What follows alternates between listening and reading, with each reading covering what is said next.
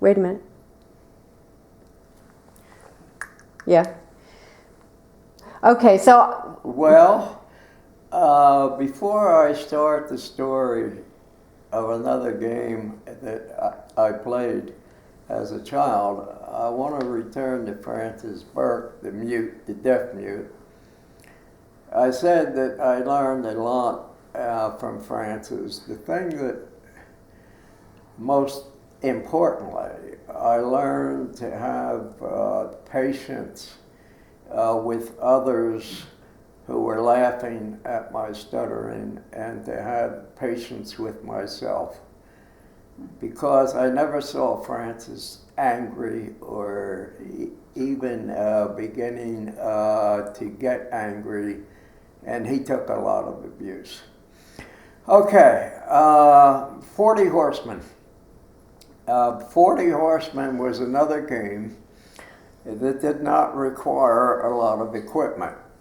Actually, all you needed was a big garage door, anywhere from 6 to 10 boys, the more the better, who really wanted to rough it up. You chose up sides on the basis of size, because you wanted the 2 anchors, that would be the biggest and strongest boy. So let's assume that we have 8 boys who want to play. The biggest boy gets his back against the garage door, and the other 3 boys hug each other, leaning over such that they're making a horse. Do you understand what I'm saying? I mean, in other words, you got the big kid up against the garage door, and he's like this. And then you have another kid with his head in here, and he's bent over so that the back is arched and level with the ground. Okay, now I get it. And then the next kid is holding him like a caterpillar. Yeah, okay, got it. It looks like a human caterpillar. Yeah. Okay, so you got one team. And we'll say we got 5 boys on a team, because that makes it more interesting. And then the other 5 will start with the smallest, lightest, fastest kid, which was usually me. And I would run like hell and leap such that my hands hit the back of the first kid in the caterpillar and try to spring myself as far forward to the anchor kid as possible. Are you with me so far? And then the next kid would follow, and the next kid. The object was to get your whole team on the backs and cave them in so that they would fall down, and then you would win. And what was this called? 40 Horsemen. Now, I mean, we never had 40 kids playing, but you could, and once you landed on a back, you couldn't crawl up further. So it behooved you to run fast and make that leap, pushing yourself on the first back as far forward as you could. And it was not uncommon for the 3rd or 4th kid to end up on the back of one of his teammates, and heads would bang, and you'd fall to the ground. My mother forbid me to play 40 Horsemen, and I don't know how she did it, but every time I came home, she could tell. She'd say, "Gugu, you've been playing 40 Horsemen again." Mm-hmm. So anyway, that was another game. So she called you the nickname too? Oh, everybody. I can see where I haven't told that story in full. When I was born, there was no television, 1933. And on the radio was a comedian named Joe Penner. And he was very popular. And Joe Penner's sidekick was a duck. And the duck's name was Goo Goo. And since I was born with a prominent nose, which they said was the biggest part of my anatomy, my Uncle Joe nicknamed me Goo Goo after this duck, because the duck had a bill. No, because you had a bill. And I had a big nose, and yeah, I had a bill. Okay. I was called Goo Goo everywhere until I was about 13. Everywhere except school. School, they all called me, all the teachers called me Arthur. And only the kids from the alley that were in my class, and there were very few of them, they were mostly Catholic, and they went to St. Michael's. That's another story. I played football for St. Michael's and got another concussion. And that was playing football without a helmet. But anyway, my Aunt Frances, that was my mother's younger sister, started when I was about 13, insisting that every time she heard a member of the family call me Goo Goo, she got all over them. And by the time I was 15, no one was calling me Goo Goo anymore. Were you grateful to her for that? I mean, oh, yes, yeah. I guess that nickname was only second to stuttering as a source of embarrassment. So that's the story of Goo Goo and the 40 Horsemen. Mm-hmm. Now you've told a story about selling water when you were a kid. Oh, selling water? Yeah. Well, for some reason or other, at a very early age, I wanted to make money. And I was always looking for ways to make money.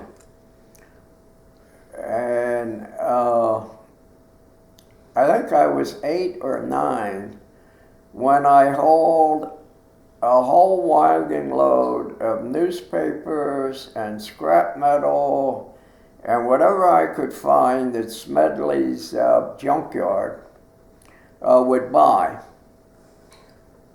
And Smedley's was at 6th and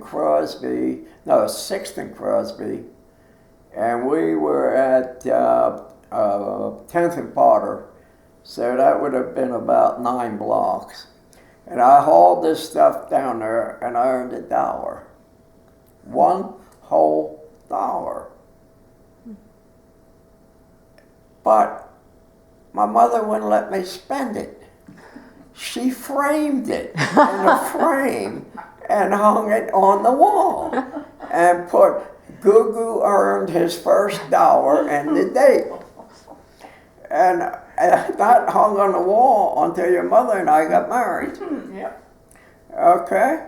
And it fell off the wall and the frame, I don't know. But anyway, spring water was very lucrative. You could not drink the city water. They got it from the Delaware River, and they had to put so much chlorine and chemicals in it that it even smelled bad, okay? Even if you boiled it, it tasted bad. So, in the woods alongside of Deschamps Park was about 6 blocks away, and the woods were on the other side of the of the road up there was a spring in the ground with a pipe. And I used to haul spring water. And I started at 10 cents a gallon, 2 for 15. And it eventually went to 15 cents a gallon, 2 for a quarter.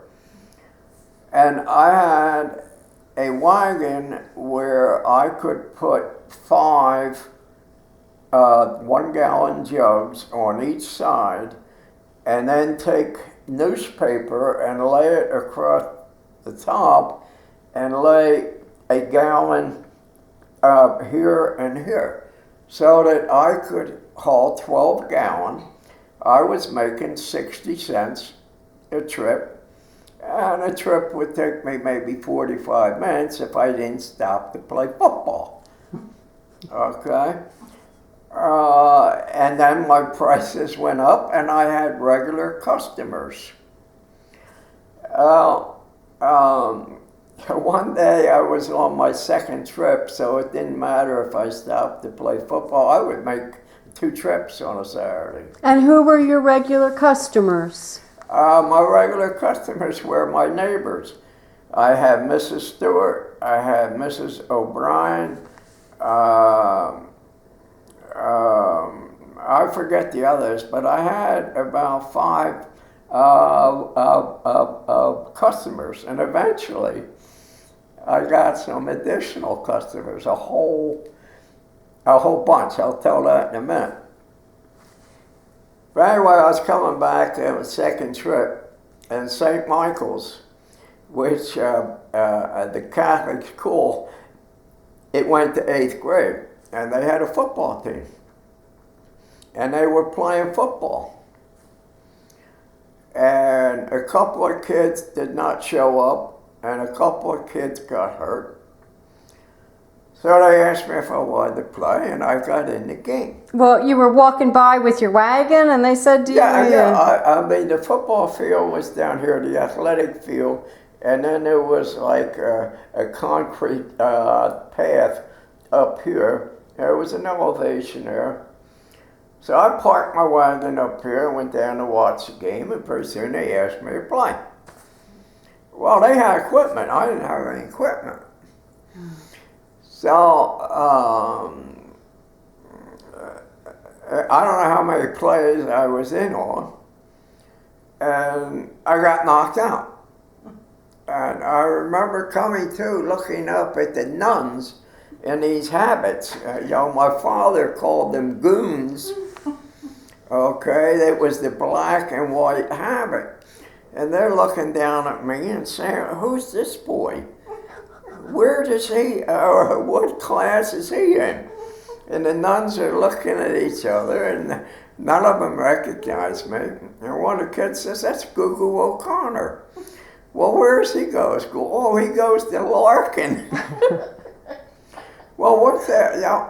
Well, they found out I was hauling spring water. 2 weeks later, I started hauling spring water for St. Michael's Convent.